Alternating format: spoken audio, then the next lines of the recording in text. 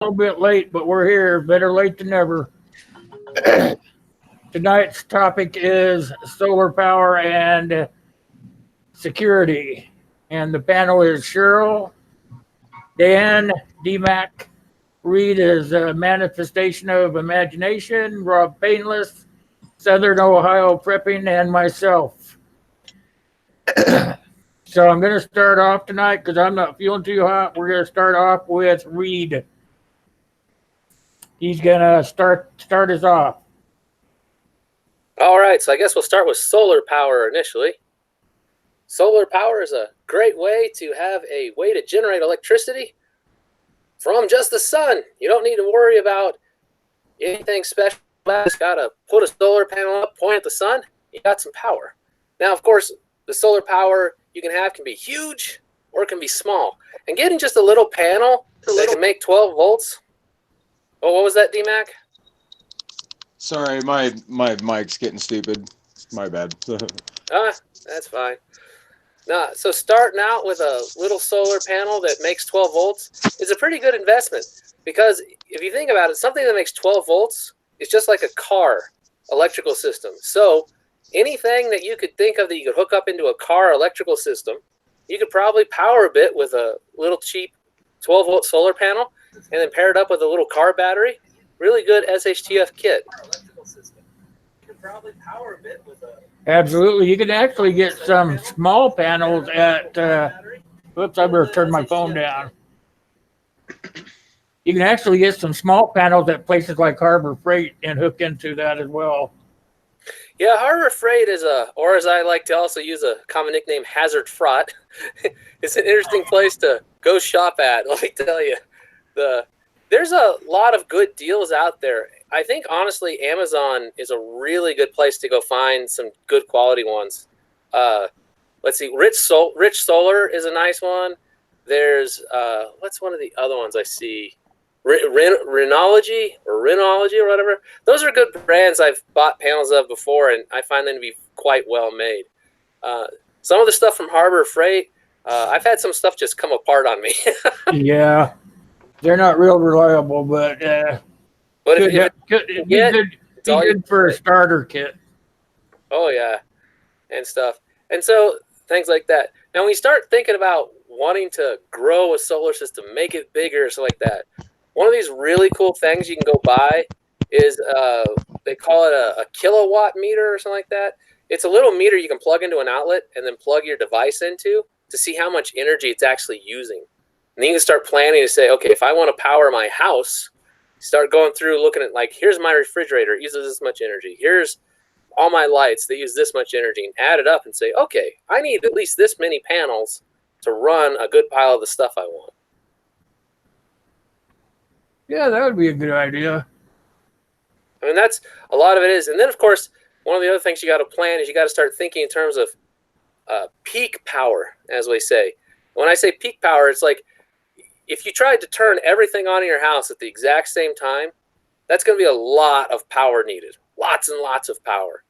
So you don't want to do that. You want to say, okay, do I need to have the fridge and, the welding machine running at the same time or things like that? You kind of figure out okay, I don't want to go beyond like 2,000 watts of power so that I just have to say, okay, if you have to split tasks up and say, I'm going to run this stuff at this time of day, this stuff at that time of day. So you can have a budget to work with because when you're making your own energy, you don't really got an unlimited supply. That's true. You also have to have your storage banks, But you could store energy in like 12-volt batteries or something like that, car batteries and stuff like that. Well, you don't want to use a car battery itself. The car batteries are made for real fast power, to start the starter. They need a real burst of energy real quick. But they're not made for deep cycle, and that's what we're looking for. You need batteries that are marked as deep cycle batteries. Yeah, so if you took if you had nothing else, you could take car batteries and use them as storage batteries, but they would fail very quickly. They have real thin plates inside of them. The lead plates in them are real thin, and what happens is if you cycle them real deep, they'll actually distort and warp, and then they'll touch each other and short out. Well, if you had a bank of them, though. Oh, well, the problem is it's the depth of charge. So, like, if you like the battery once fully charged is like 12 and a half. I mean, yeah, 12 and a half, 12.6 volts, something like that. And when you say like you'd run it down, even though you could have a low, like say you did a slow load, it wasn't real high powered load, just a slow load, but you ran them all the way down to say, 11.8 volts. That would actually damage those batteries immensely. Yeah, Quick probably tip, would. prepper tip. Hold on just a second there, Will. I see Kaylin mentioned deep cycle marine type batteries, and yes, those are good. But in a shtf situation, one thing you're going to find a lot of abandoned are semis. Semis are deep cycle, 12 volt, high capacity, they'll last virtually forever if even half maintained. So if you've got a system, then getting the batteries out of semi trucks, you get 4 of those and run them right. You'll have about 12 hours of solid 2,000 kilowatt hour electricity with no problem, as long as you got a solar bank that'll charge it. Yeah, that would be like a trickle charge off of your solar, right?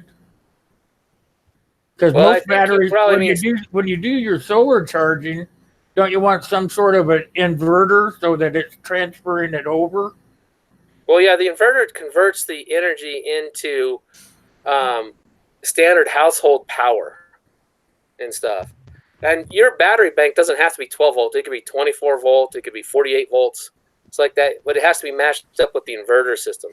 So Right. the inverter takes the DC and turns it into AC and brings it up to 120, 240 split phase, or Yeah. some are just 120 only.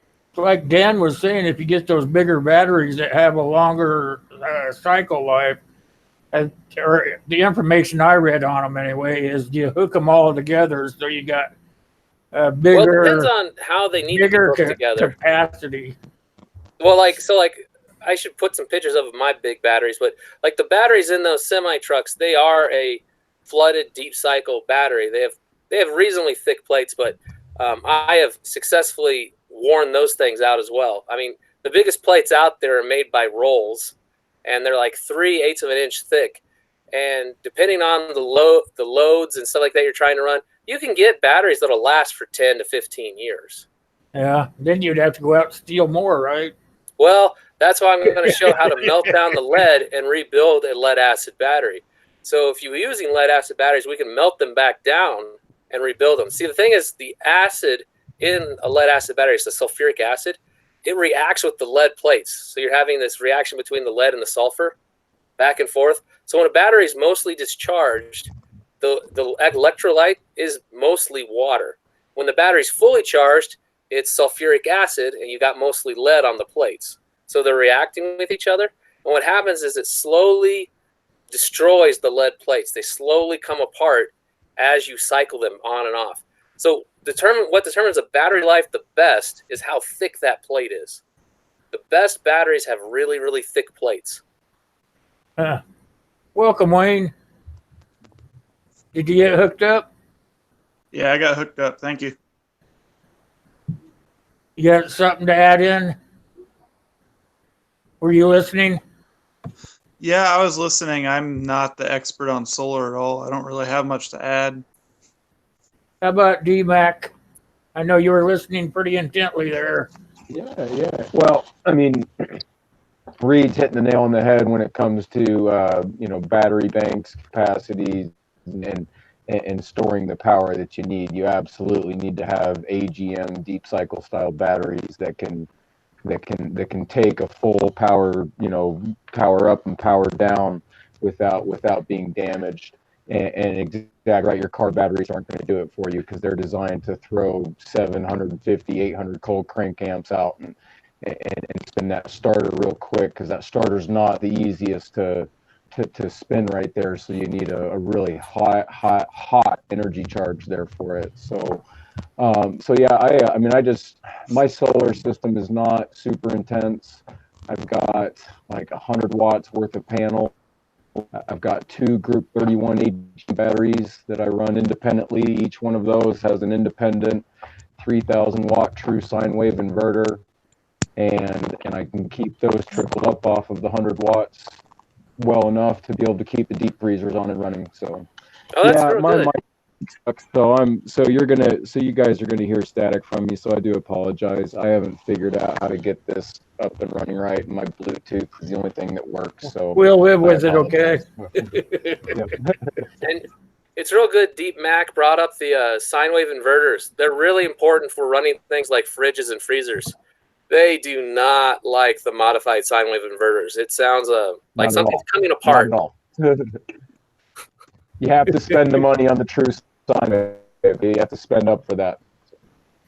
Yeah. So if you got all this stuff hooked up now, and you know you're going to get power to your home or whatever during an SHTF event, where do you think the best places would be to put like solar panels and stuff? You don't want them to be like out in the open where everybody and their God knows where they're at. Put it in your backyard, south facing. Yep, South I was going to say the same thing. Yep. Ground mount on the backyard's real good. Now, honestly, if I had $1 million, I would build a building that had the solar panels inside of it and a reflector to push the sunlight into the building. So a giant collector in a building so you could shut it off and keep it protected from hail and everything else. Build a little arrow thing right there and put the side mounted panels on the walls. That'd be pretty sick. So I could see that. That'd be nice. Yeah, I was thinking about something like that. You would hide them in the back of your house somewhere so that the neighbors can't peek over the fences and say, hey, they got power over there, you know? Well, the one thing I'd love to do is, like, say you build a nice area up, like a prepping community or something like that, is so you have all the houses around it, and it sort of forms a real good wall around everything, and so you have all the panels in a central courtyard everywhere area, so that they're all centralized there, but you know they're very invisible from prying eyes. You'd have to really get high, and if you're on a nice flat location, it'd be hard to get high to see them. We were talking before the stream. Tell them what your idea is, Reed, about moving yourself out into the different area and building up a like-minded people thing. Oh yeah, that's one of the reasons why I started YouTube. Is I'm looking for people because it's hard to find people, and so it takes a lot of work. And my group's pretty small. I mean, we're a whopping 6 or 7 people. And what I'm aiming to do is buy about 40 to 80 acres, and then have us come together where we all get houses and stuff like that, and we build them up in in sort of a center area, and then the land around us, we set up the farms and everything else and stuff. Sort of my long-term goal is to find people interested in doing that and setting up together. And so if you do that, then you have to set up a security perimeter, right? That's where the security comes in. And Wayne had a good idea about that. I'd like him to go into that for me.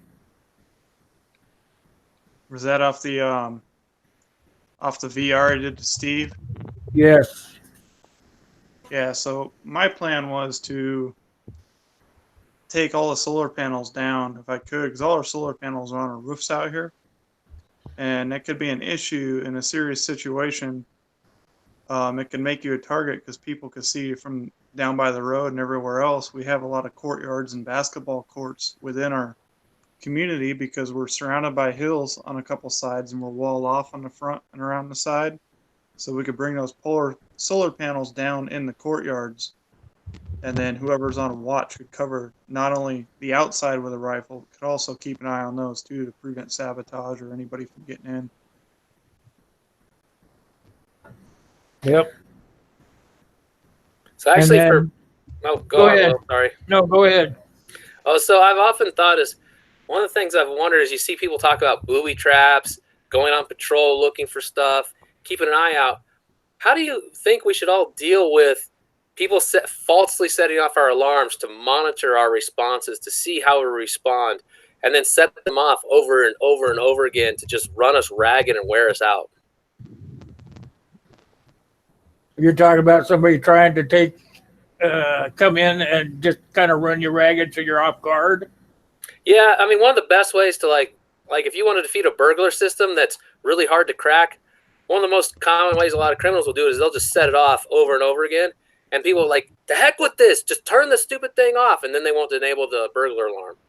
It's a way of defeating things by making the people in charge of it say, we're not going to deal with this anymore. It's too annoying.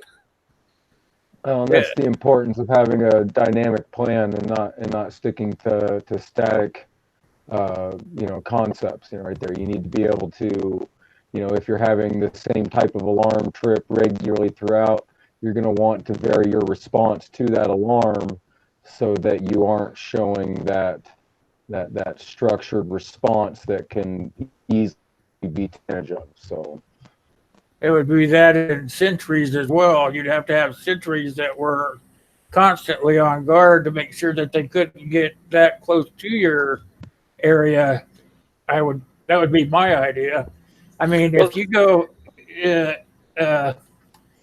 trying to think, they have right now, you can go to the store and you can buy those game cameras that run off of solar power. You could have those set up in key areas of your area, always watching for you. And you also have wireless cameras too. And we're going to let SOP talk about that. Why don't you go off on that, SOP? Oh, gee, thanks. Make me the group. Okay. Everybody gets a turn, buddy. Yeah, I know. All right. First off, when it comes to security, it has to be an adapt and overcome plan. And as much as most people won't like it, it's going to have to be a military plan. When it comes to security, if you want to survive, you're going to have to go military. There's a structure to it. There's a chain of command for a reason. And it helps break down and limit the possible idiosyncrasies of civilian life. It's hard to explain in a short video. But as far as cameras go, I would... Take your time. As far as cameras go, wireless, I've been doing the Securo stuff, and they're all 6-volt cameras. And recently, the Walmart where I'm at has been selling off their rechargeable 6-volt batteries for the game cameras. So if you get a chance, go to your local Walmart, check out, see if they got those rechargeable 6-volt batteries. They're anywhere from $2.50 to $5. And then just pick up some solar panels that'll recharge at 6 volts. That way you can set up a wireless system. You can set the camera, battery, and the solar panel up 150, 200 feet from your monitor, and you can set up 4 cameras per monitor on the Securo systems for $300. They've got new high gain antennas coming out, which I'll be reviewing shortly. So you can actually set up a fairly decent perimeter with those for, in the grand scheme of things, not a lot of money. So what would you do, SOP, if someone set up a spark gap transmitter to just jam in the area? That's why you have more than just cameras. That's why you also get people in the community that are RC minded, radio control minded. Use drones. If you got drones, you can pop a drone up every 20 minutes, put it up in the air for 15 minutes, have multiple drones, multiple people on all shifts. If you got a big enough, those would be jammed out too. You wouldn't be able to control them. Depends on the frequencies. That's why spark gap is real good to use. You can flood all the frequencies really far, all the way up into a couple gigahertz. Right. I understand that. But that's why you have people who are minded, based in RC. They know how to get around that stuff. Okay. As an electrical engineer, I'd have to meet them because I know how to flood it where they're not getting around it. You'd have to get very close to flood some of these. Okay. It's just, I've been in RC for a long time, since the late 70s when they were nothing but tether cars. Radio control, transmitters, receivers have exponentially transpired well beyond what most people think. Though they see Walmart, Radio Shack stuff, and current RC technology today is better than what some of the military used 10 years ago. That's where we got it, is from the military. So jamming it is not as easy as you think. It can be done, but you're going to have to do it. Quarter mile. Don't worry about that. Quarter mile. We'll have to meet up sometime. We'll see if you can beat my jammer. By the time you get within a quarter mile, you will have been spotted. If the community is doing what they need to do, they're running their shifts the way they're supposed to be doing. The people who are on security are monitoring the way they're supposed to. You're not going to get close enough to jam because they're going to spot you. Unless you're very good at wearing a ghillie suit. We can jam over fools. That's pretty easy. I'm not going to debate it any further. I just know what can be done and what the best way to do it. Well, if you have the military set up, you still will have to have your sentries. Yes, and Yeah, if you have a large enough even community, with, you set, you Even set with your, the, go ahead and finish what you were saying. well, I was just going to mention the fact that if you have a large enough community, you run a 4-hour security shift. The average person can stay focused for about 4 hours, sitting, looking at monitors, checking through binoculars, what have you. The average person ain't going to go past 4 hours mentally. So if you have a large enough community, you set your security perimeter shifts in 4-hour increments. That way it gives everybody plenty of rest. They all get their 8 hours of sleep. If you don't have a large enough community, you may want to try and find a larger one, because in a full grid down situation where there's no rule of law and bandits are running rapid, if you don't have a good enough security system and people in place, you're going to get run over. Well, you would still have to have the manual sentries. Wade, we were talking one time, Wayne and I were, I can't remember, some of you guys were there too, but about putting a fence around your perimeter and then putting things on the inside of the fence that would deter them from coming over, like brambles or blueberry bushes or those plants that grow up and have those big ass, watch my mouth, big thorns coming out of the side of them, You would still have to Trifoliate have. orange. What is it? No, there's a good plant that's super thorny, trifoliate orange, but it also gives you citrus. That might be what we were talking about, isn't it, Wayne? Well, No, I was there's talking pyracantha. about like our walls. They're up pretty high. I mean, you got about 10, 12 feet and a 10-foot wall on top of that. Oh, that's a up good on wall. a berm. So I mean, even if I didn't have that and I wanted to put some sort of fencing or walls in, I would build a berm or a rampart and put things, depending on what type of wall it is, put a little bit of mortise and broken glass on top. You see that everywhere all over the world, even in first world countries when you go overseas. That's what people do all on the top of their walls around their homes, because things aren't always stable. Another thing is, around here we're kind of in the desert mountains. All the underbrush that's in front of the wall where anybody could hide, or any trees, I would cut that down, use it to block the road off, so nothing big could come up. Get rid of the underbrush and plant things like cactuses, at least at the bottom at the beginning, because nobody wants to mess with a cactus. Those things don't get out of you very good. That slows them down. It gives you lanes of fire, and gives you time to react. Also, go ahead, Kay. There's some things in chat that I wanted to bring up. There's talking about, Hooples is talking about how the groups need to be small, that a large group of people is not a good thing to have. And he's planning on shooting us all, by the way. And Good luck. they're talking about animals, using animals for security, dogs, guineas, that kind of thing, to alert the community. Noisemakers, yeah. Yeah, I want to be the one to shoot Hooples. You don't have to shoot yourself, Hooples. I'll do it for you. Dogs are good, but I wouldn't rely on guineas because they freak out over everything, and you're going to be getting false alarms all day and night. False alarms are going to be one of the things that are going to drive you insane. And they're going to try to do that. Another thing is after you got your fence up, and you want to try to keep your house about as far away from any entry point anyway. It wants to be sort of like in the middle, even if you have a community, But you can also put brush or bushy trees up inside the perimeter, so that if you have to be tricky, like I can't think of the word now. I was just thinking of it. A gorilla?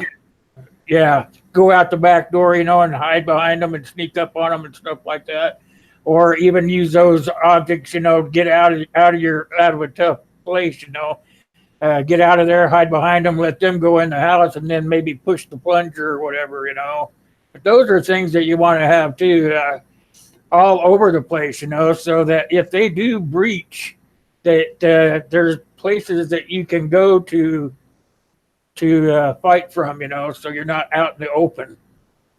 I personally would cut all the trees down and use them for barriers. And, you know, if you already have walls and you already have stuff out front and things blocking, inside, in case anyone breaks through for whatever reason, you want clear lanes of fire. You don't want to give them cover if they come in either. Yeah. I would. And the further out you can see, the better. Yeah. Yeah, I read. Also, I read somewhere that even trenches, you can make trenches that are not visible. You know, where all you have to do is go lift up a trap door and get in there so you can snipe them, you know. I think what his point is that what he's trying to get across when he says that there should be a small group is that a large group, you're not going to be able to provide enough calories to have a full-time security, you know, with people. Well, when you start out, you should probably, now that's my opinion. I think if you got a group already, you're all like-minded. So you all pretty much know you're going to have a certain task to survive. We've talked about it before, I believe, in some other discussions where everybody has a job. And you're right, SOP. It has to be like a military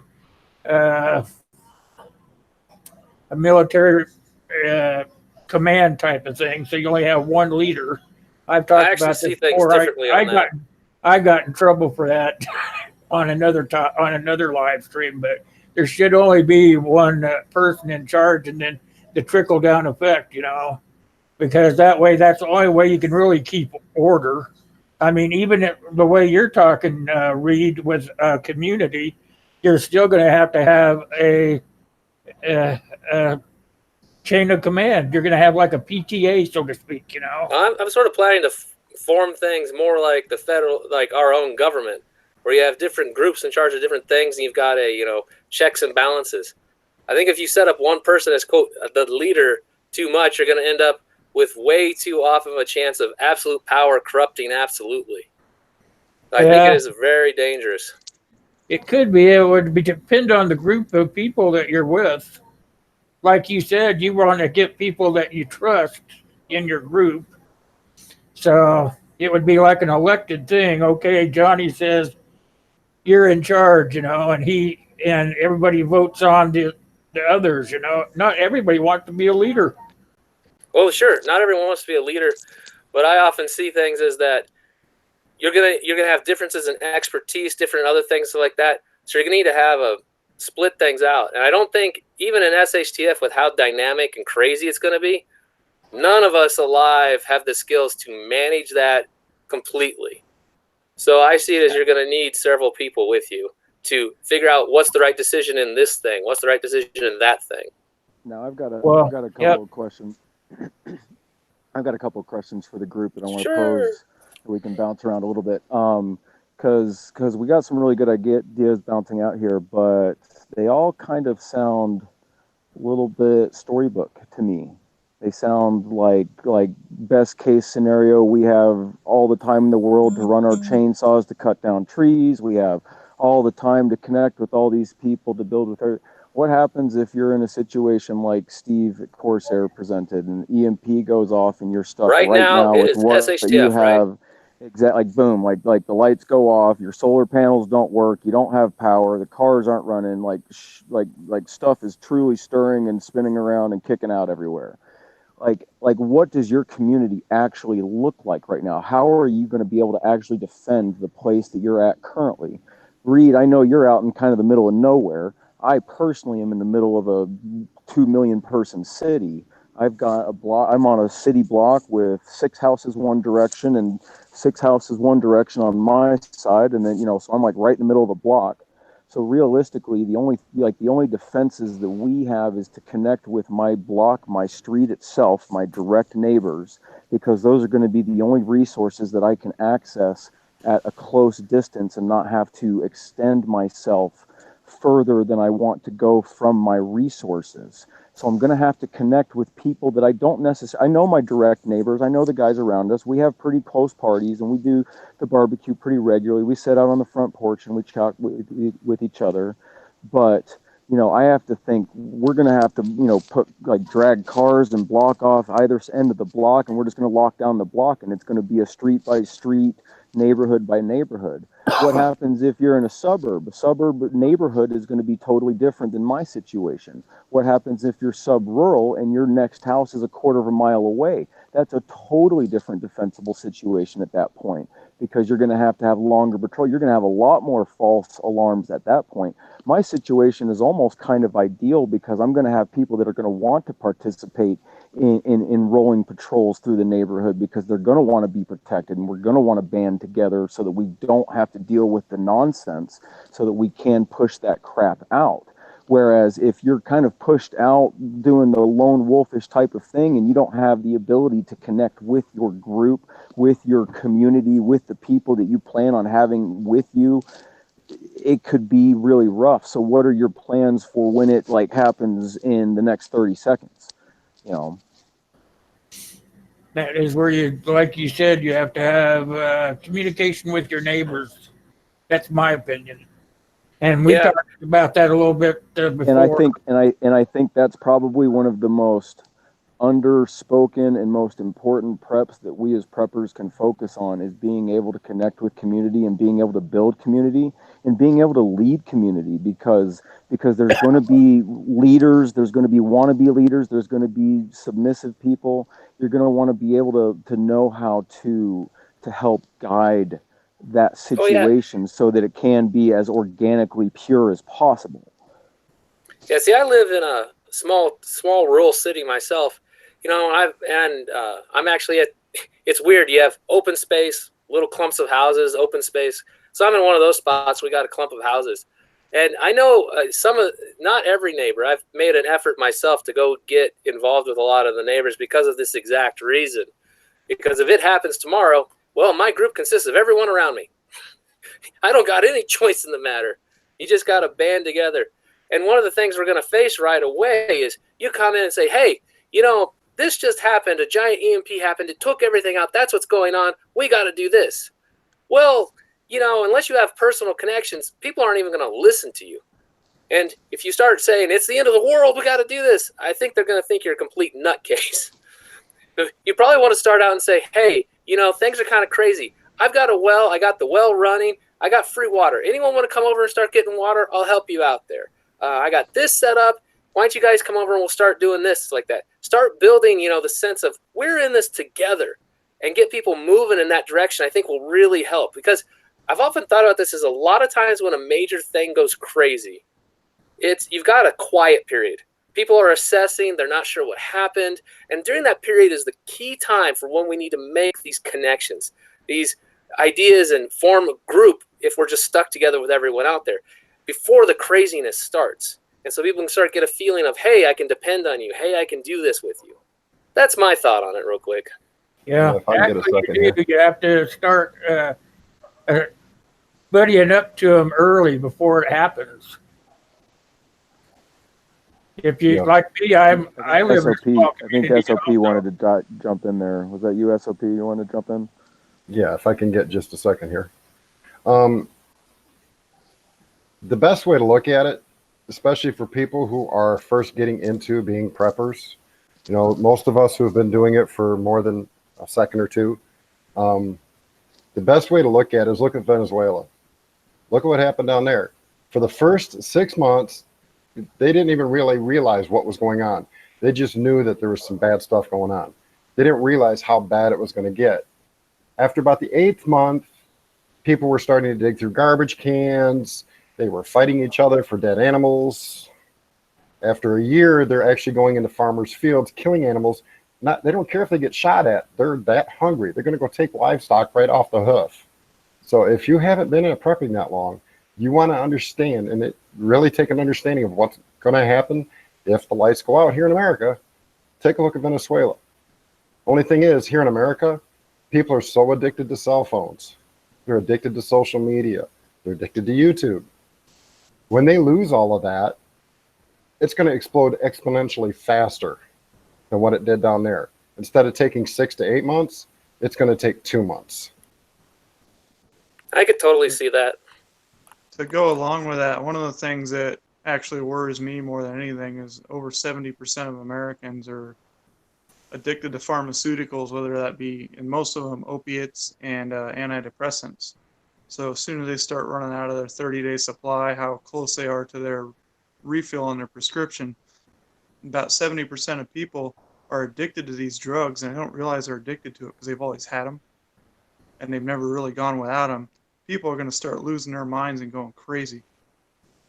Yeah, they'll be out looking for them and taking them wherever and however they can. I mean, just think about the people that smoke cigarettes and drink booze. I mean, I myself, I'm out here smoking a cigarette. I mean, hell, it's going to be tough when I can't go buy a pack, and I'm going to have to, when I learn to quit smoking cigarettes, it's not going to be easy for those first couple of weeks. So I can only imagine when it's something a little bit more chemically imbalanced in the brain right there. So yeah, it is going to cause some dependency issues and some withdrawal issues that you're definitely going to have to be aware of.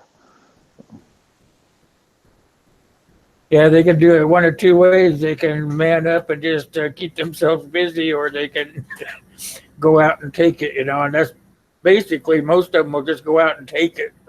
Or that's my opinion anyway. I've been addicted to a lot of things in my life, and I know if I don't have it, my mind's thinking ahead. How can I get it, Oh, and that's why you have that's that kind of going back to that community building aspect. If you're really good at that kind of Dr. Phil thing, you can get people addicted to gardening, people addicted to doing this or whatever, so that they can eat. Like people addicted to like water procurement and everything. Like that. You just got to channel that addiction into a new bell and a new a new trigger for them. Yeah. So maybe you can use that addictive personality for good in your group if you can spin it right. So I like that idea.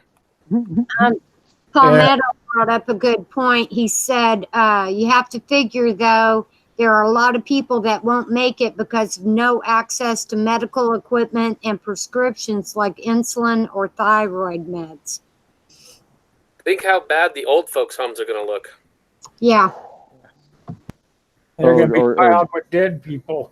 Just think about all the dialysis, this and that, and just the diabetes issue that's rampant in this country, and the issue that's going to happen there when you the can't people on the refrigerate transplant insulin, list. you can't access insulin. I mean, it's going to get really ugly if you have that infrastructure collapse where you don't have the access to that supply chain there. So. That's why we all need to start focusing on learning the herbology and kind of going back to that natural holistic way of being able to heal, and because that's all pharmaceuticals are, is just compounded and chemicals that are created out of the earth and reproduced to a way to be just exponentially induced in a small pill right there. So Yeah. So if you can learn how to use your herbs and spices appropriately and fix your diet and exercise now, like you won't have the issues of diabetes, you won't have the issues of cancer, you won't have the issues of heart disease, you won't have those issues because you're eating, the leafy green substances that are cleaning out your systems appropriately. You're getting the antioxidants that you need so that you can be healthy. You look at third world countries right now that live a much more holistic diet than we as Americans do, and they don't suffer the same back pains, and they don't suffer the same diabetes issues that we do as Americans because we take so much processed foods and sugars in. So, Well, I also think it's how badly we aren't. We're so inactive. We are on our butts so much. Absolutely. Yeah. I mean, the human body, you can see the way that we posture ourselves now. We're starting to go into that hunchback kind of chimp look because we're so used to chimping down on our phones and then, in front of our computer screens and stuff. We're actually, changing the structure of our backs, and that's why we all have back pain and crappy discs and stuff, because, we've been taught to sit improperly. And that comes from the Victorian era, but that's a whole different topic of conversation. So It was pretty interesting when I was in Russia. I got the joke of why everyone's so thin over there, because they walk like 6 or 7 miles every day into the subway, out of the subway, here or there. The amount of walking you did was crazy. It was the same when I was in Europe. When I was in England for a couple of years there, it's, you know, you walk and ride transport everywhere, and people are typically much more fit because they don't rely on their cars to get them around. So they just, you know, you walk to the market, or you walk to the bus to get to the market, and then you get off the bus to get from the market, or his this, that, or whatever. So you definitely are more active. You know, a more Yeah. active lifestyle and a healthy lifestyle will obviously, you know, prolong and enrich your life. So Yeah, just think about how many of us are gonna, you know, if we have to suddenly SHTF right now, how many people are gonna die of a heart attack trying to do stuff on the first day? It's a true fact. strokes, heart attacks, you know, oh yeah, all sorts of crazy stuff. There's going to be a lot of strokes going on because people are just going to overcook their processors and not cool it properly because they're Yeah. not, because the Stress. average American, you know, the average American walks around what, like 30%, 40% dehydrated on regular basis. You know, we don't drink enough water as a society. And so with that, you know, we're definitely, you know, that's part of this security preparation that we're talking about is being able to walk to the end of the block multiple times you know, like if you're going to have to do a 4-hour patrol, like Southern Ohio was saying, yes, you can keep that focus for 4 hours, but can you stay on your feet and move and patrol backyards and in and out and this, that, whatever for 4 hours, like while carrying, you know, 20 pounds of gear in an 8-pound rifle? And be I know alert I enough to can because process what the heck you're seeing. exactly. I know I can, but that's because I go hiking in the mountains all the darn time, you know, with my kid on my back. So I'm pretty well in shape, but I know a lot of people, like my buddies that are the same demographic as me, that don't go hiking and this, that, or whatever regularly. Man, I could walk circles around them, you know, like, and it's kind of scary to see because they look like they should be fit people, but they're not even kind of fit. So so that's really important, diet and exercise. That's been one of my main focuses of my preps lately, is because I noticed that my diet was crap. That's Can I become my address that new real big quick? focus. I That's, just started on that. that's what I've A been lot looking of for lately too. Is you have different levels of fitness. So you have people that are skinny, but they're not fit. They're just skinny because they don't eat or whatever reason. They have high metabolism and they're not strong enough to even do a pull up. Then you have people that, like me, I'm 25 pounds overweight because I've been lazy lately, but I still go hiking and I still do stuff. I can still throw a 35-pound bag on and go hike 10 miles, no problem. You know, and people who look skinny and in shape can't keep up with me. I do 5 miles in an hour with my gear on my back in rough terrain. That's pretty impressive. When I used to go hiking in some of the really ugly terrain, especially like the canyons of Utah, when we made 4 or 5 miles in a day, we were happy. Yeah. Yeah. It really depends on if you have access to like fire roads, actual trails, or if you're cutting across canyon land, then it slows down dramatically. Like some areas I'll slow down to 3 to 4 miles. I try to do over 4 because that's the military standard. And No. if I push myself a little further now, if I have to get myself out of a bad situation or natural disaster, SHTF, it'll be easier for me to make good time at a decent pace, not pushing myself. And when I was younger, when we did through the canyons in Utah, it was real bad when we started because we had to hike in 3 days with all our own water. So our pack started out close to 80 pounds. It was Yeah. murder. Yeah, you're looking at 24 pounds just for 3 gallons. I do Yeah. the same thing out here with the water. And there's a difference because of the different problems that different people have. KFAB was talking about how she would be able to do a 4-hour patrol based on her past, but for me to do it with the arthritis in my knees and stuff, there's no way. So it depends on what your health issues are as to whether, otherwise I'm healthy. I don't have any other problems but the arthritis. So it depends on what your problem is as to what you're going to be able to do or not do. Well, that all falls back on delegation of responsibility. You know, the Exactly. younger people are going to be the 4-hour patrolling. You know, in your case with arthritis, your job would be to sit there at the comm station to monitor to the radio traffic, to monitor any camera systems that are up, to relay information back and forth between who's ever in charge and who's ever in charge of them. You know, that's where a delegation of responsibility comes into play for that.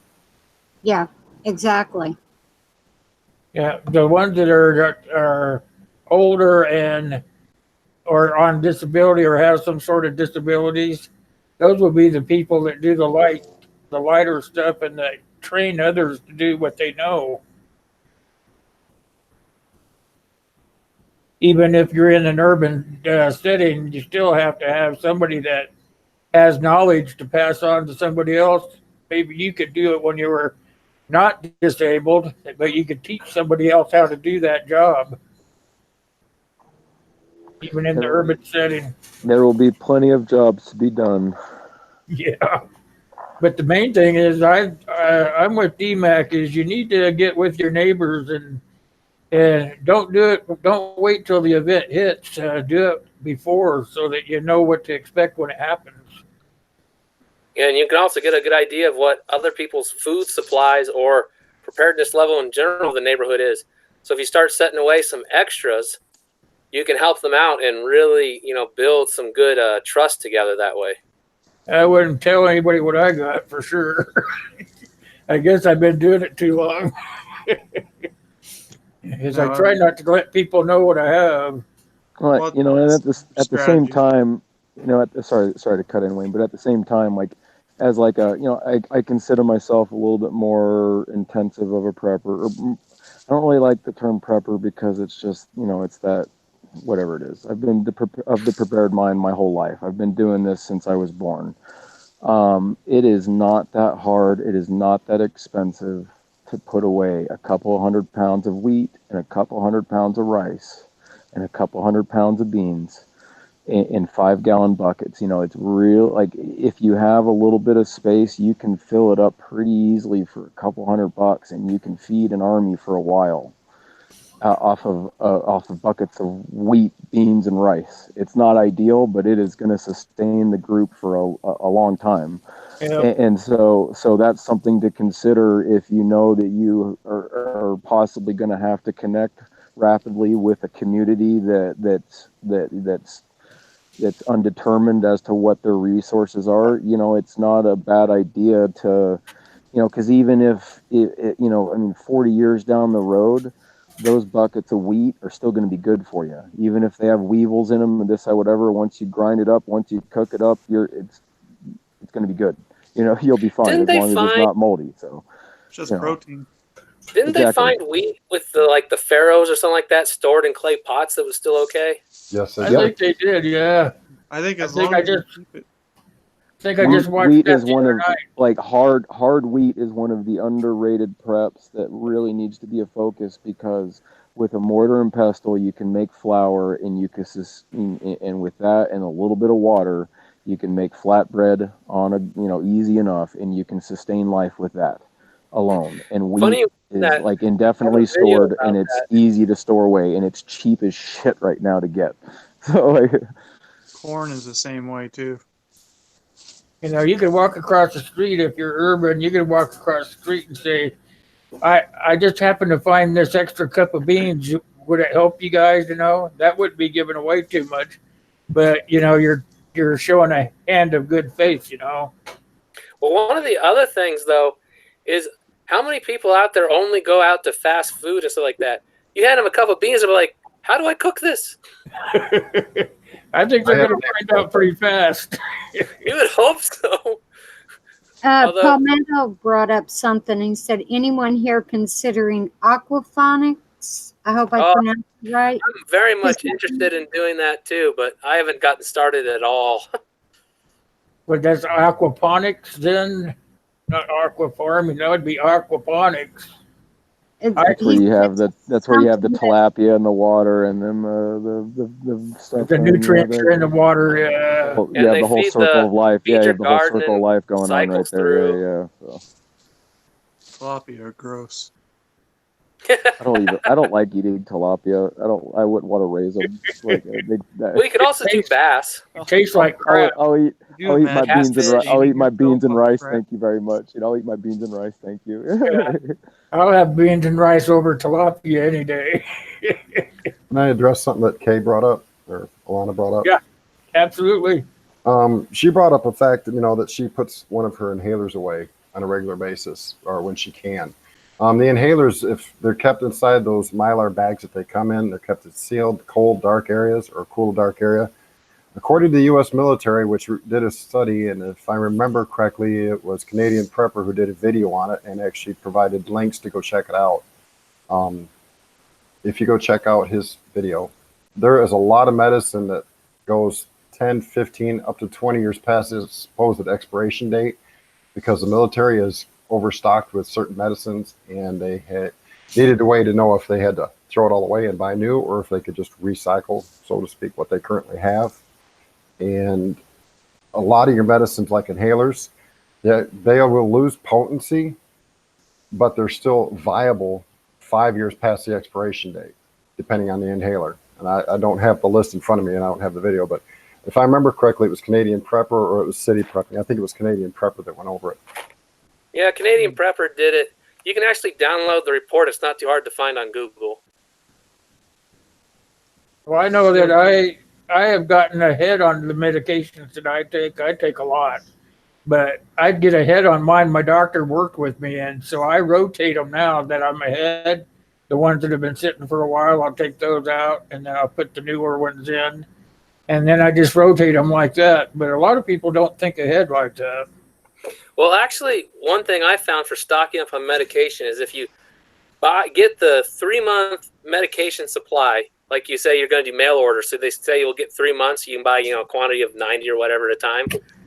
Those companies like CVS or whatever, you sign up for auto refill, they're actually so interested in getting the money from you. The insurance company will let them fill it like about 2 to 3 weeks early. So if you do it fairly, always on time, always get it when they let you fill it early, you will actually end up over time with about over a year plus supply. Yep, exactly how I do it too. But my doctor, he'll let me refill early. That's good. He'll let me refill like a week or so ahead. And then I'll take those extra pills and I put them in another bottle that's exactly labeled the same thing so I know what they are. But I just throw them in another bottle. And then I just throw those in my trauma kit or whatever so I know where they're at. And then I'm just ahead. I'm always ahead 3 months. And sometimes at one point I was ahead 4 months, but I ran out of 1 or 2 of them, so I just used them. But it's easy just to stay ahead if you just think about it, I'm always ahead because I don't want to take my meds because I'm always afraid of addiction. Yeah, I hear you. That's how I was. That's how I was with mine. They do at the VA. They just throw pills at everyone, get everyone addicted, and hope they die. Yeah, they give you 3 months at a time too. So I only take them when I really need them.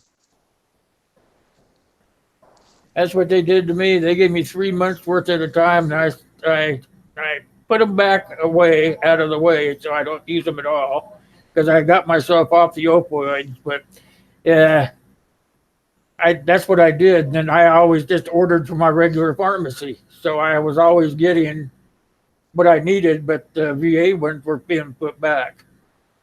It was pretty sweet deal.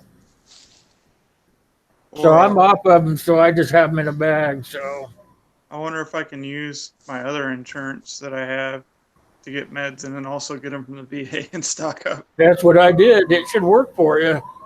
I think for you, Wayne, the more important thing is to figure out how to get off the meds 100% and figure out how to do it without. I'm off the meds. I don't take them, like almost never. I only take them when my back gets really bad. That's how I do it.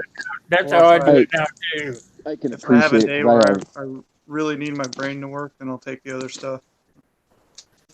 Yeah, I'm That's kind how I of stubborn too. I'll appreciate take the like background, 'cause I have- ibuprofen or aspirin or something versus the other stuff they want to give you. But Yeah, I I don't, used to I do can that, but I appreciate can't it. do that anymore. I don't Yeah, refuse a prescription just so I have it in case.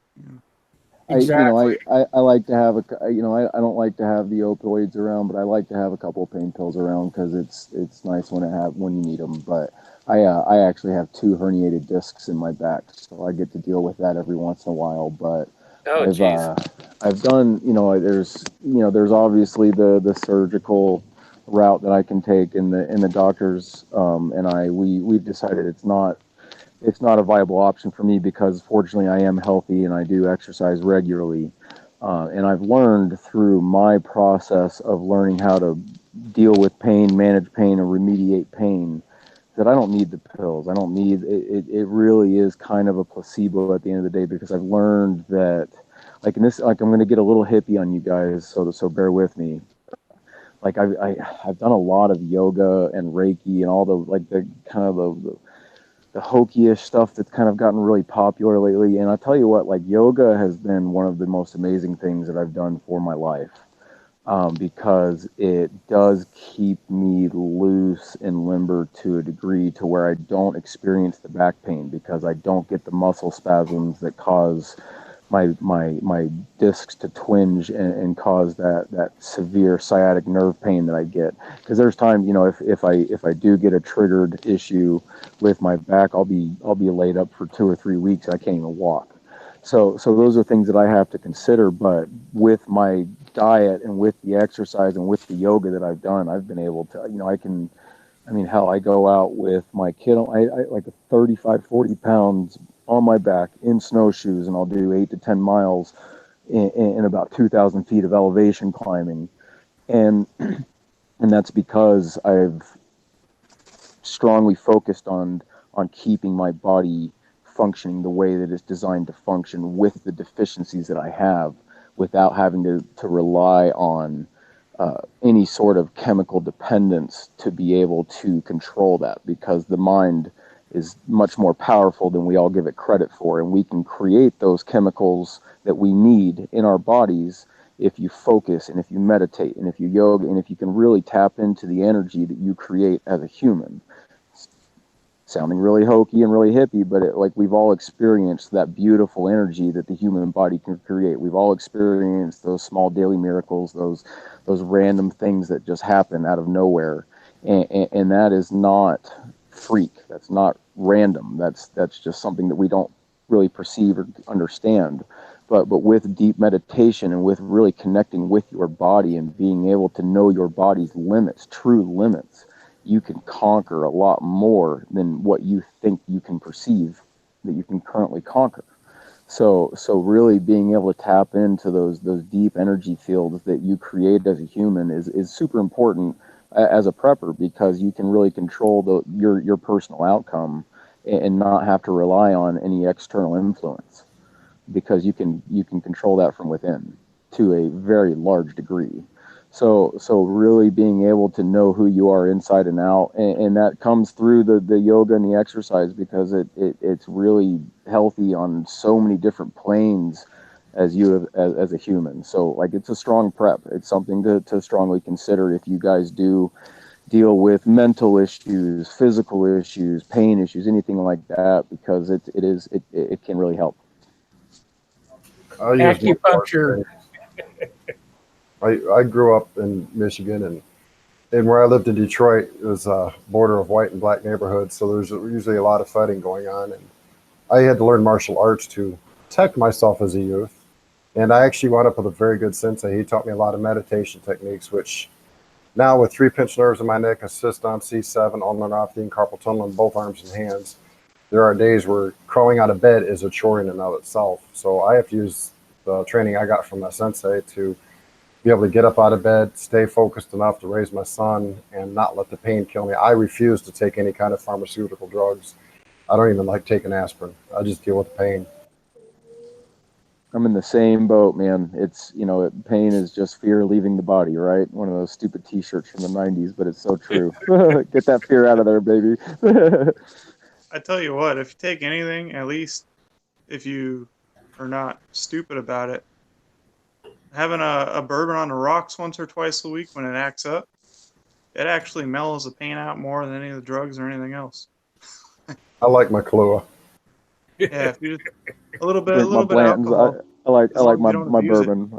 I love my bourbon. I like that prescription there. So Well, when I drank, I liked my Jack Daniels, so that really numbs you out good. I mean, there's that line between using it responsibly and abusing it. You know, it's easy to cross that line too. Yes, sir. All right, I think we covered just about everything. Anybody got any questions? Pooples, you got anything? He's the nurse. He should know. He said get antibiotics, get some training, and very good reference books and read them. They should be in your trauma kit for sure, you guys. iodine as well. I have a surgical book, so you guys better be on top of your health, man. You don't want me cutting you open. Civil War surgeon right there, baby. I don't need any of that nonsense. I've got the surgeon's What is kit, it, so the I've got scalpel and Army everything. surgical book, Wayne? Something I saw at Barnes and Noble on clearance. It's You like know, a picture. It has no words, just pictures of different types of surgeries. Oh, I like that kind of book. when your surgery involves a stick in the mouth, a bottle of booze, a tourniquet, and a hacksaw, man, I'm not buying it. You know, I mean, I'll deal with it if I have to, but come on, man, that's Yeah, he'd be having too much fun if he sees it. Oh, we can make chloroform. I'm just gonna cut your limbs off for everything. You got a Please splinter, do. it's going. My dad jokes about that. He says, you're the only one in the family that will pull the plug when I want you to pull the plug, but make sure you don't do it because my arm is broken. You know, make sure it's a good reason to pull the plug. You know. Palmetto says they better be pop-up pictures, Wayne.